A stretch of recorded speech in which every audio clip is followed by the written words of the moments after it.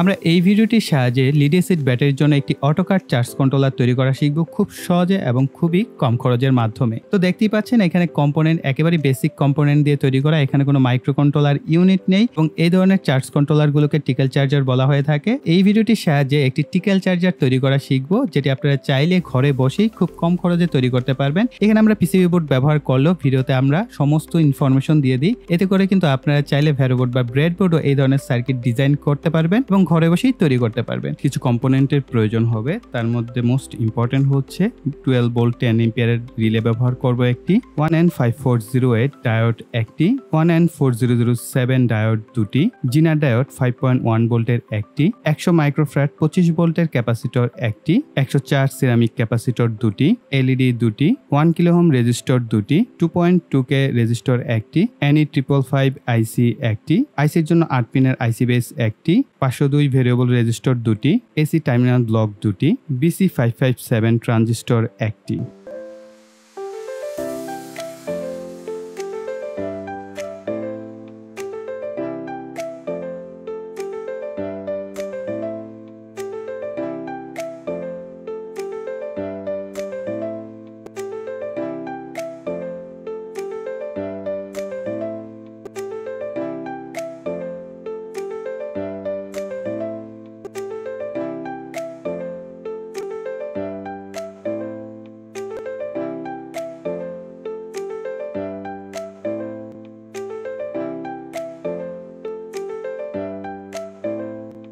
এলইডির এক পাশে কিন্তু একটু কাটা অংশ থাকে, সেই দুইটা অংশকে আমরা একত্রে এইখানে জোড়া দিয়েছি এবং দুইটা প্রান্ত আলাদা করা হয়েছে।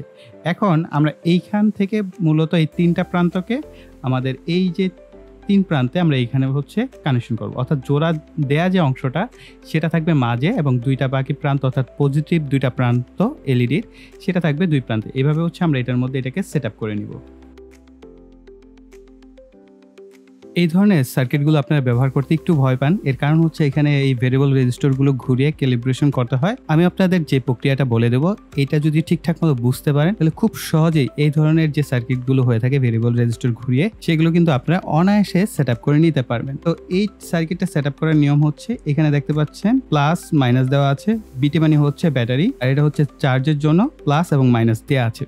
তো আমরা এখানে এই যে ব্যাটারির প্লাস এবং চার্জের যে প্লাস আছে এই দুইটাকে আমরা শর্ট করে দিব, অর্থাৎ পজিটিভের সাথে।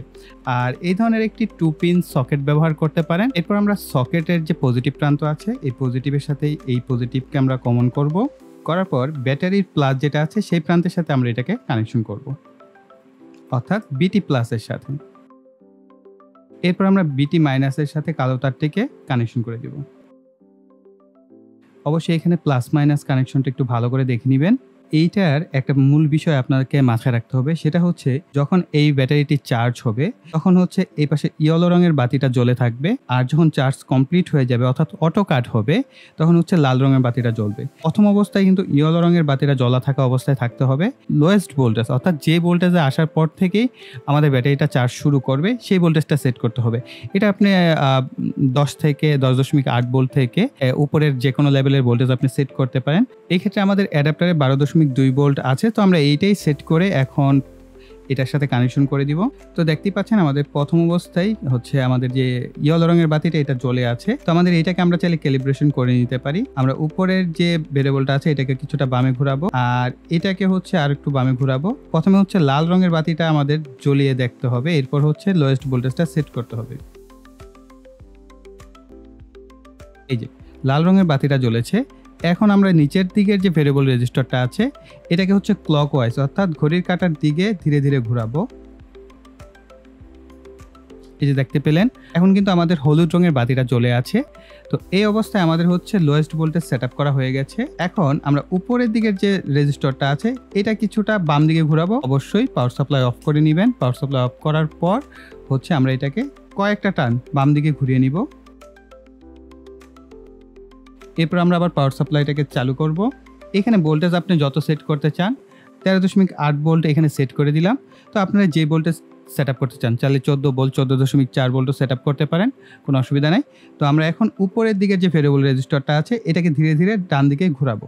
যতক্ষণ না লাল রঙের বাতিটা জ্বলে, অর্থাৎ লাল রঙের বাতিটা জ্বলা মানেই হচ্ছে আমাদের ব্যাটারি অটো কাট হয়ে যাবে। আর এটা কিন্তু টিকাল চার্জার, আপনার যে রিলেটা থাকবে এটা টিক শব্দ করবে, এই কারণে এটাকে টিকাল চার্জার বলা হচ্ছে। এই যে আমাদের বাতি চলে গেছে। তো এখন আমাদের কাজ হবে পাওয়ার সাপ্লাইটা অফ করে ফেলবো। আমরা আবারও পাওয়ার সাপ্লাইটাকে ইনপুট দিলাম। এখন খেয়াল করবেন, যখনই আমাদের এইখানে ভোল্টেজ লেভেল কমিয়ে দিচ্ছি, অর্থাৎ 12 ভোল্টের নিচে চলে আসছে, এই কারণে কিন্তু আমাদের ইয়েলো রঙের বাতিটা জ্বলছে। আবার যদি আমরা এটার ভোল্টেজ লেভেল বাড়াতে থাকি, তো এইখানে কিন্তু আসলে দেখেন 13.8 ভোল্টে আসার সাথে সাথেই কিন্তু আমাদের লাল রঙের বাতিটা জ্বলছে। 13.8 ভোল্টে কিন্তু এটা আমাদের লাল রঙের বাতিটা জ্বলছে, কিন্তু আমরা ডিসপ্লেতে দেখতে পেয়েছিলাম 13.7। এই যে 0.1 ভোল্ট, এটা আপনার ক্যালিব্রেশন ড্রপ হতে পারে। আপনার ডিসপ্লেতে 1 ভোল্টের যে ক্যাপাসিটর আছে, এটার কারণে দেখাতে কিছুটা শো করতে ডিলে করছে। আবার দেখতে পাচ্ছেন 13.7 আসছে, আবার অনেক ক্ষেত্রে 13.8 আসছে। তো এই যে অ্যাডাপ্টারে কম বেশি হওয়ার কারণেও কিন্তু আপনার সেটিংস ভোল্টেজটা অ্যাকুরেট নাও হতে পারে। এই ক্ষেত্রে আপনারা চাইলে মাল্টিমিটার দিয়ে অ্যাকুরেটভাবে কিন্তু সেট করে দেখতে পারেন যে আপনার এখানে ভোল্টেজ কত আসছে, তাহলে কিন্তু আপনি একটা অ্যাকুরেট ধারণা পেয়ে যাবেন যে কত ভোল্টে আপনার এই ব্যাটারিটা কাট হচ্ছে। তো আমরা এখানে মাল্টিমিটার ব্যবহার করে দেখি যে কত ভোল্টে এখানে কাট হচ্ছে। অনেক সময় আমাদের অ্যাডাপ্টার কিন্তু অ্যাকুরেট ভোল্টেজটা দেখায় না, তো এই কারণে আমরা মাল্টিমিটার ব্যবহার করে অ্যাকুরেট ভোল্টেজটা যাচাই করতে পারি। আমরা ডিসপ্লে অনুযায়ী বুঝতে পারছি 13.7 ভোল্টে হচ্ছে আমাদের কাট অফ সেট হয়েছে। বেসিক্যালি 13.7 ভোল্টে সেট হয়েছে। সো আপনারা তো এখন আশা করি যে 13.8 হোক, 14 হোক, 14.4 ভোল্ট হোক, সেটা সেট আপ করতে পারবেন। আমাদের যে চার্জ কন্ট্রোলার, এটা ক্যালিব্রেশন করা হয়ে গেছে। এখন আমাদের কাজ হচ্ছে এটাকে চার্জিংয়ে বসানো, অর্থাৎ ব্যাটারির সাথে চার্জে বসিয়ে দেখব যে আসলে কি হয়। সাধারণত এই ধরনের লেড অ্যাসিড ব্যাটারিগুলোকে চার্জ করার জন্য অটোকাট চার্জ কন্ট্রোলারগুলো কিন্তু ব্যবহার করা হয়ে থাকে, এবং আমরা খুবই কম খরচে কিন্তু এই অটোকাট চার্জ কন্ট্রোলারটি তৈরি করেছি। তবে অটোকাট চার্জ কন্ট্রোলার ডিসপ্লে সহ যেগুলো বা আপনার প্রোগ্রামিং করা হয় মাইক্রো কন্ট্রোলার দিয়ে ব্যবহার করা হয়, সেগুলো অনেকটাই অ্যাকুরেট হয়। এবং এটাও যে অ্যাকুরেট হয় না, এটা আপনি ব্যবহার করতে পারবেন না এরকম না, এটাও আপনি ব্যবহার করতে পারবেন, তবে এইটার অ্যাকুরেসি কিছুটা কম বেশি হবে, এটা স্বাভাবিক। যেরকম গুড় সেরকম মিঠা, তাই না? তো আপনার যেরকম খরচ হয় ওই ধরনের জিনিসগুলো অ্যাকুরেসিও থাকে, অনেক বেশি অ্যাকুরেট কাজ করে তাও হয়। কিন্তু এখন অনেক ক্ষেত্রে দেখা যাচ্ছে আমাদের ইনস্ট্যান্ট দরকার হয় যে ভাই আমার তো এখন এই মুহূর্তে একটা চার্জ কন্ট্রোলার দরকার কম টাকা খরচের মধ্যে, তখন আমরা এই ধরনের চার্জ কন্ট্রোলার চাইলে তৈরি করে নিতে পারি। এবং এটার একটা সিমিলার ভাই আছে, মার্কেটে আপনারা পেয়ে যাবেন। আমি ভিডিও ডিসক্রিপশন বক্সে এটার লিঙ্ক দিয়ে দিব। তো এইটাও কিন্তু সিমিলার একই রকম কাজ করে থাকে। তো এটা নিয়ে যদি আপনারা ভিডিও চান, তাহলে আমি এটার উপর একটা সেপারেট ভিডিও আপনাদের জন্য নিয়ে আসবো। তার জন্য অবশ্যই কমেন্ট সেকশনে একটু জানাবেন। এখানে বিটি প্লাস মাইনাসে হচ্ছে আমরা ব্যাটারি কানেকশন করব, তার জন্য আমরা দুইটা তারকে এখানে কানেকশন করে নেব প্লাস মাইনাস দেখে। যেহেতু অ্যাডাপ্টার দিয়ে আমি এখানে চার্জ দিব, এই কারণে আমি এখানে 2 পিন সকেটটি আবার ব্যবহার করছি। অবশ্যই প্লাস মাইনাস দেখে কানেকশন করবেন।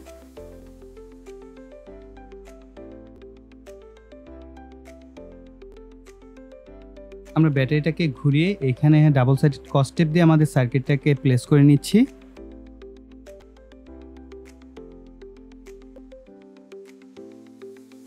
এখন ব্যাটারির প্লাস মাইনাসের সাথে কানেকশন করে দিব। আমরা এখানে ব্যাটারির যে চার্জিং ভোল্টেজ সেটা কিন্তু 14.4 ভোল্টে সেট করেছি। এখন আমরা যদি আমাদের ব্যাটারির ভোল্টেজটা দেখি, তাহলে আমরা বুঝতে পারবো এখন কিন্তু আমাদের ইয়েলো রঙের বাতিটা জ্বলে আছে, এখন কিন্তু আমাদের হলুদ রঙের বাতিটা জ্বলে আছে। যখন লাল রঙের বাতিটা জ্বলবে তখন হচ্ছে আমাদের চার্জিং ফুল হয়ে গেছে। তো এখন আমরা মিটার দিয়ে একটু দেখি আমাদের ব্যাটারির ভোল্টেজ কত আছে। আমরা দেখতে পাচ্ছি ব্যাটারির ভোল্টেজ 13.36 ভোল্টের মতো আছে। যখন এটা 13.7 বা 8 ভোল্টে চলে আসবে, তখন কিন্তু আমাদের লাল রঙের বাতিটা অটোমেটিকলি জ্বলে উঠবে। তো এটা অনেকটা লম্বা প্রসেস। আসলে আমার কাছে ওরকম সিস্টেম নাই যে আমি একদম ব্যাটারিটা ফুল চার্জ করে লম্বা সময় ধরে রেকর্ড করে আপনাদেরকে দেখাবো, আবার ডিসচার্জ করে দেখাবো। যেহেতু আমরা অ্যাডাপ্টারের মাধ্যমে দেখেছি যে আমাদের ব্যাটারির ভোল্টেজ লেভেলটা যদি আমরা কমাই এবং বাড়াই, তখন কিন্তু আমাদের অটোকাট সিস্টেমটা প্রপারলি কাজ করছে। সো এই সার্কিটগুলো বেশ ভালোই কাজ করে যদি আপনি ভালোভাবে ক্যালিব্রেশন করতে পারেন। যদি ভালোভাবে ক্যালিব্রেশন করা যায় তাহলে খুব ভালোভাবেই কাজ করে এবং অনেক লম্বা সময় কিন্তু ব্যবহার করা যায়। ব্যাটারির চার্জিং ভোল্টেজ যেটা সেট করবেন সেটা থেকে অবশ্যই আপনার চার্জারের ভোল্টেজ বেশি থাকতে হবে। যেমন আমরা এখানে ব্যাটারি ফুল চার্জ সেট করেছি 13.8 ভোল্ট, আমাদের অ্যাডাপ্টার বা চার্জারে 14.4 ভোল্ট। সো এইভাবেই কিন্তু আপনাদের চার্জিং ভোল্টেজটা সেট আপ করতে হবে, তাহলে ব্যাটারিগুলো প্রপারলি চার্জ হবে। আরেকটা বিষয় আপনারা প্রশ্ন করবেন যে ভাইয়া এটা দিয়ে আমরা কত এম্পিয়ার পর্যন্ত ব্যাটারি চার্জ করতে পারবো? এটা দিয়ে আসলে আপনি খুব বেশি বড় সাইজের ব্যাটারি চার্জ করতে পারবেন না, যেহেতু সার্কিটটাই খুব ছোট এবং খুব অল্প পরিসরে তৈরি করা হয়েছে। হ্যাঁ, আপনি যদি চার্জারকে অটো কাট করতে পারেন তাহলে আপনি এই সার্কিটটা ব্যবহার করে 200 এম্পিয়ার পর্যন্ত ব্যাটারি চার্জ করতে পারবেন। কিন্তু যেহেতু আমাদের এইখানে সিস্টেমটা যেটা করা হয়েছে যে আমাদের ব্যাটারি এবং চার্জার একত্রেই কানেকশন করা হয়েছে, আপনি এইখানে সর্বোচ্চ 5 এম্পিয়ার পর্যন্ত চার্জার ব্যবহার করতে পারবেন। আর 5 এম্পিয়ারের চার্জার ব্যবহার করে আপনি সর্বোচ্চ 30, 35 বা 40 এম্পিয়ার পর্যন্ত কিন্তু ব্যাটারি চার্জ করা যাবে, এর উপরে না। ছোটখাটো লিড অ্যাসিড ব্যাটারির জন্য পারফেক্টলি এটা কাজ করবে। তো প্রিয় ভাইরা, এই ছিল আমাদের ভিডিওটি। আই থিঙ্ক ভিডিওটি আপনাদের কাছে ভালো লেগেছে, তার জন্য অবশ্যই ভিডিওতে লাইক, কমেন্ট এবং শেয়ার করবেন। আর যারা এখনো চ্যানেলটিকে সাবস্ক্রাইব করেনি তারা ভাই অনেক কিছু মিস করছেন। ইন ফিউচারে আরো চমৎকার কিন্তু ডিআইওয়াই গ্যাজেট তৈরির ভিডিও আসছে, তার জন্য অবশ্যই চ্যানেলটিকে সাবস্ক্রাইব করে পাশে বেল বাটনটি অ্যাক্টিভ করে রাখবেন পরবর্তী ভিডিওর নোটিফিকেশন পাওয়ার জন্য। সো এই বলে এখানে বিদায় নিব। সকলে ভালো থাকবেন, সুস্থ থাকবেন, টাটা।